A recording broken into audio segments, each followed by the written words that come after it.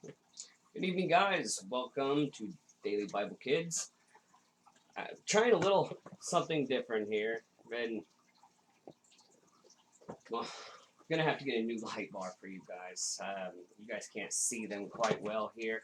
They wasn't really enjoying sitting on the floor, so I was trying to do something new in the game room. Um, but obviously tomorrow I want to do better. As you can see, like a background and whatnot. So, also don't forget that I did set up a YouTube channel, also called Daily Bible Kids. Today we are doing Genesis chapter 25 and 26. We had left off with, the wife for Isaac. Now, in 25, Abraham married another wife whose name was Keturah. She gave birth to Zimran.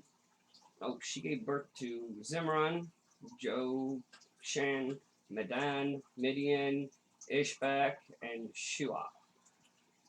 Jokshan was the father of Sheba and Dedan. Dedan's descendants were the Ashurites, Leturites, and Lemonites. Midian's sons were Euphra, Epher, Hanok, Abidiah, Eldiah. These were all the descendants of Abraham through Keturah. Abraham gave everything he owned to his son Isaac, but before he died, he gave gifts to the sons of his concubines and sent them off to a land in the east away from Isaac. Abraham lived for 175 years, and he died at a ripe old age, having lived a long and satisfying life. He breathed his last and joined his ancestors in death. His sons, Isaac and Ishmael, buried him in the cave of Machpelah, near Mamre, in the field of Ephron, son of Zohar the Hittite. This was the field Abraham had purchased from the Hittites, and where he had buried his wife Sarah. After Abraham's death, God blessed his son Isaac, who settled near Beer Laoi Roy in Negev. This is the account of the family of Ishmael, the son of Abraham through Hagar, Sarah's Egyptian servants. And here's a list by their names of clans of Ishmael, descendants, and it goes on a whole bunch of names I'm not even going to try and butcher. These 12 sons of Ishmael became the founders of 12 tribes named after them, listed according to the place they had settled and camped. Ishmael lived for 137 years. Then he breathed his last and joined his ancestors in death. Ishmael's descendants occupied the region from Havilah to Shur, which is east of Egypt in the direction of Ashur. There they lived in open hostility towards all their relatives. This is the account of the family of Isaac, the son of Abraham. When Isaac was 40 years old, he married Rebekah, the daughter of Bethuel, the Aramean, from Padoram, and the sister of Laban, the Aramean. Isaac pleaded with the Lord on behalf of his wife because she was unable to have children. The Lord answered Isaac's prayer, and Rebekah became pregnant with twins. But the two children struggled with each other in her womb. So they were already fighting in the mother's belly. And she went to ask the Lord about it. "Why is this happening to me?" she asked. And the Lord told her, "The sons in your womb will become two nations. From the very beginning, the nations will be rivals. One nation will be stronger than the other, and your older son will serve your younger son." And when the time came to give birth, Rebekah discovered that she did indeed have twins. The first one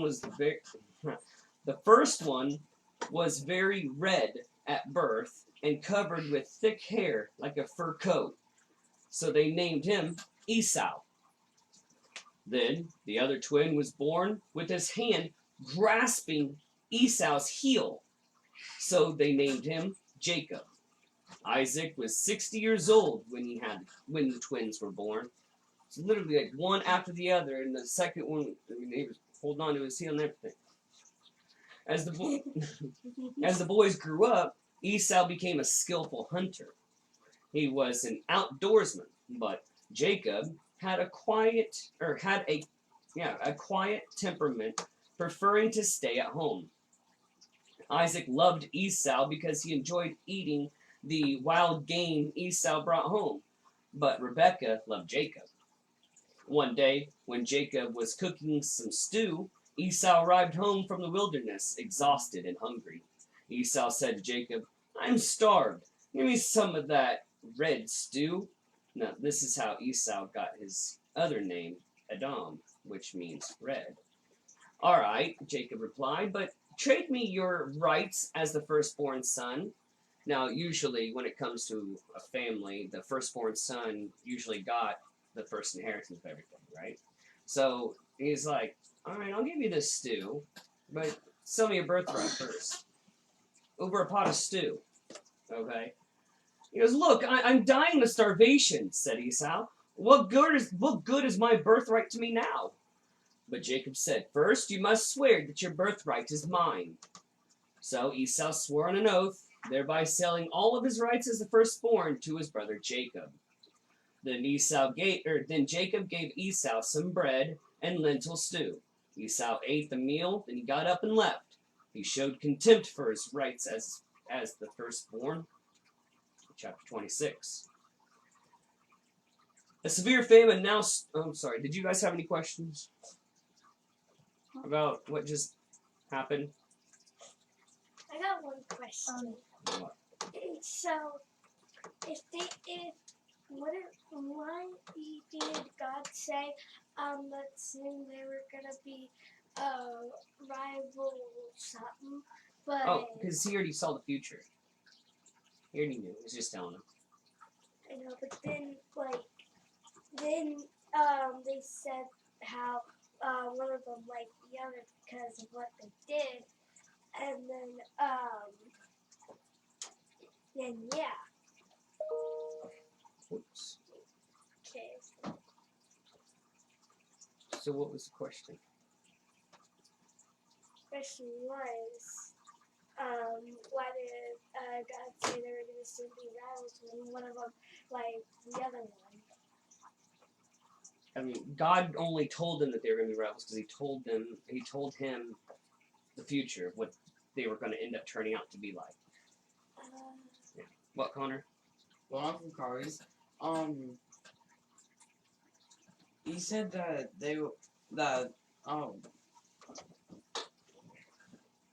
can you like read that little part right there? What part? Where he was where she asked God, Like, why is this happening to me? yeah. And the Lord told her that the sons in your womb will become two nations. So he's already telling him that these two guys are going to be important.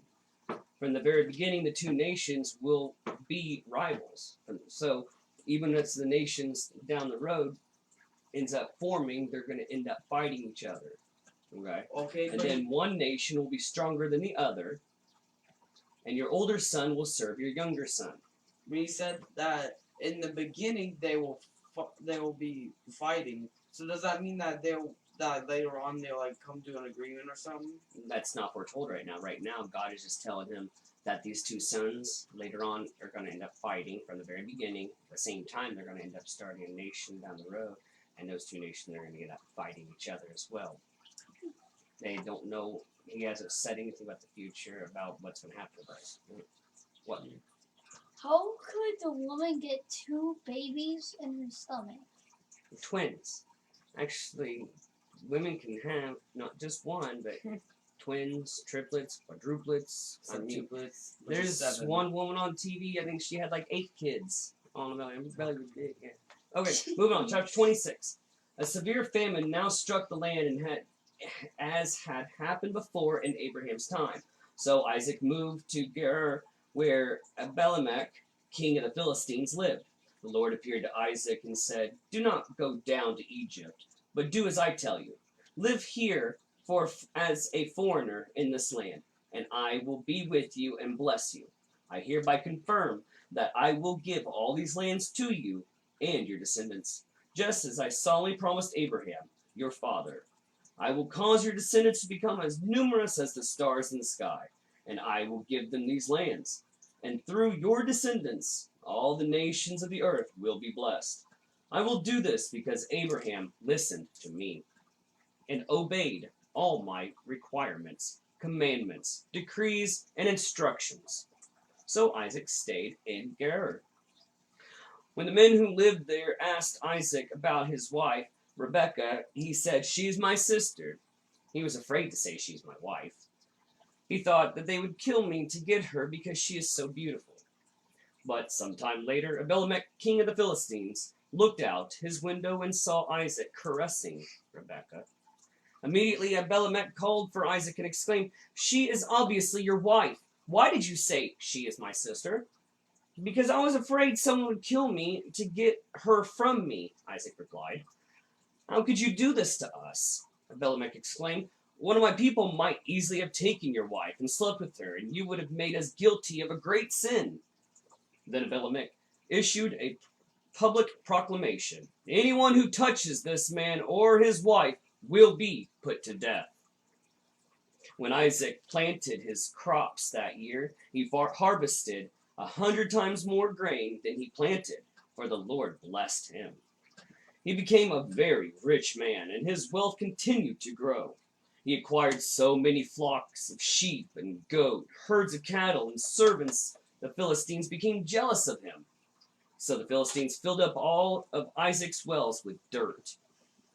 These were the wells that had been dug by the servants of his father Abraham. Finally, Abimelech ordered Isaac to leave the country. "Go somewhere else," he said, "for you have become too powerful for us." So Isaac moved away from Gerar Valley, where he set up their tents and settled down. He reopened the wells his father had dug, which the Philistines had filled in after Abraham's death. Isaac also restored the names Abraham had given them.